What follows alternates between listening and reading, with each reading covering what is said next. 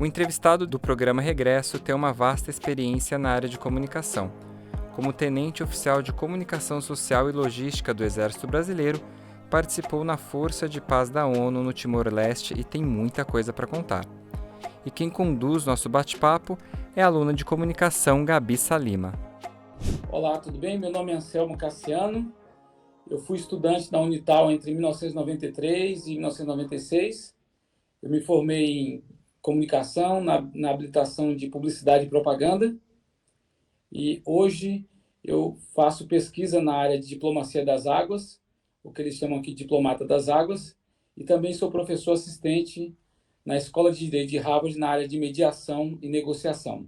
Eu tenho 47 anos e eu estou morando em Boston, nos Estados Unidos. Eu tenho 19 anos, eu sou estudante de jornalismo e estou no segundo ano e sou da Unital. Bom, Anselmo, é um prazer estar aqui te entrevistando hoje. Queria agradecer primeiramente a oportunidade e eu queria perguntar para você qual é o perfil do profissional da comunicação hoje? Olha, Gabriela, eu sempre acreditei, até foi uma das razões que eu escolhi a área de comunicação, que é no poder de você saber contar uma história, né? E eu fui justamente pelo lado da publicidade, porque na publicidade, até então, você tem que contar toda uma história. Você não tem 2 horas de filme ou 100 capítulos de novela, mas você tem 30 segundos para contar uma história de um produto e convencer as pessoas. Então, eu acredito que o bom comunicador, ele seja da área de comunicação, de jornalismo, relações públicas, né? Ele tem que ter esse poder de saber contar uma história. Porque aí você consegue o engajamento das pessoas e a possibilidade de conseguir transmitir essa informação. Que bacana. E eu gostaria de saber também o que você acha que fez você chegar onde você está e hoje está podendo falar comigo de Boston. Eu acredito que o bem sempre encontra o caminho, Gabriela. Tem essa máxima para minha vida, o bem sempre encontra o caminho. Então, eu estudei em Taubaté, né? Sendo os 2 últimos anos muito difícil, porque eu tinha que viajar todos os dias de São Paulo para Taubaté, Taubaté, São Paulo, toda noite, porque eu estava fazendo a escola do CPUR, né? Então, todas as noites eu tinha que viajar para fazer o terceiro e o quarto ano. Estava na escola de oficiais do Exército, e logo depois eu fui trabalhar no Departamento de Comunicação Social do Exército e no ano de 2002, 2003 foi eleito o melhor departamento de comunicação do Brasil. Logo em seguida, eu fui escalado para uma missão da Força de Paz do Exército Brasileiro lá em Timor-Leste. Trabalhei com o Sérgio Vieira de Mello, nosso querido embaixador que veio a falecer em um atentado no Iraque em 2004. E nesse período, eu trabalhei muito com a questão de preparo da tropa para a negociação cross-cultural, porque a missão em Timor-Leste, ela não só era com os timorenses, mas também com 26 outras nações. Então, eu acredito que essa, essa, essa gama de decisões e escolhas acabaram me trazendo aqui para Boston, onde eu continuei nessa área de negociação e mediação. A comunicação é muito importante nesse setor, e também na questão da diplomacia das águas. E falando agora sobre a questão até da diplomacia das águas e da questão da sustentabilidade, né? A Organização das Nações Unidas tem a agenda de 17 objetivos, né, da ONU de 2030, que inclusive é base e vai ser tema do nosso CICTED, né, o congresso que nós teremos aí em outubro na universidade. E eu queria perguntar para você de que maneira, né, você que já conheceu, já falou, já teve o privilégio de estar com a família Schurman, de que forma a comunicação está presente nas negociações, na sustentabilidade? Como você vê isso? Então, o principal SDG nosso é o número 6, né? Prover água limpa para a população no mundo inteiro. Né? E nós já estamos atrasados, né? Então, se você analisa no cronograma, essa missão ela já está em atraso. Então, as pessoas têm que entender que a água ela não é um privilégio, ela é um direito. Então, nessa nobre missão que a gente tem na diplomacia das águas, que é justamente evitar os conflitos onde a água esteja entre 2 países ou mais. Então, tem um filme, por exemplo, que é muito interessante, que é o filme do 007 e o Quantum of Solace, eu não sei qual que é o nome em português, mas é o filme do 007, que retrata justamente um hipotético conflito que, na realidade, aconteceu em 99, em Cochabamba, que é considerado a primeira guerra da água do século XXI. Foi até uma premonição feita por um dos presidentes do Banco Mundial, em 1995, que as guerras do século XXI seriam disputadas por causa de água. E ela acontece entre 99 e 2000, a Guerra da Água de Cochabamba. E ela é muito retratada nesse filme, Quantum of Solace. Então, realmente, eu fico muito orgulhoso que brasileiros, com essa nobre missão, espalhando o mundo afora, essa nobre missão de ser o porta-voz e o alerta para que a poluição dos mares, de uma vez por todas, possa cessar. De qualquer forma, são comunicadores também, né?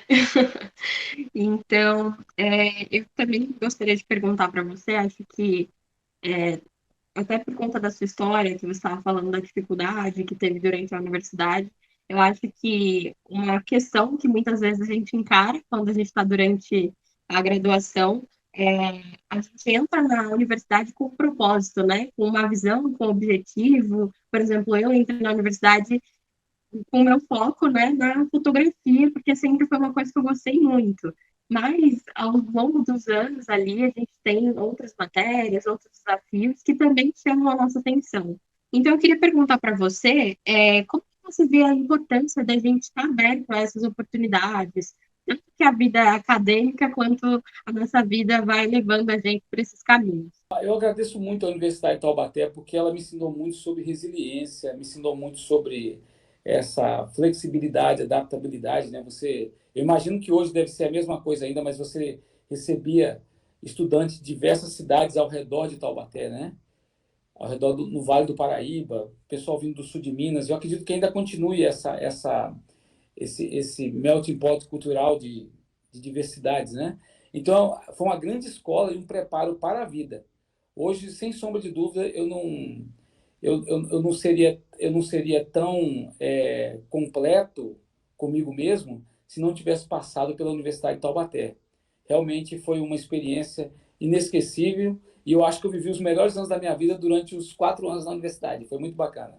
Que legal. E você poderia, né, falar para gente uma memória, alguma coisa emblemática ali, bem marcante durante sua trajetória na universidade? A quantidade de amizades que eu tinha, quase todo final de semana, principalmente no primeiro e no segundo ano, eu recebia convite dos colegas, eu estava em alguma cidade do Vale do Paraíba, na casa dos colegas, ou no sul de Minas.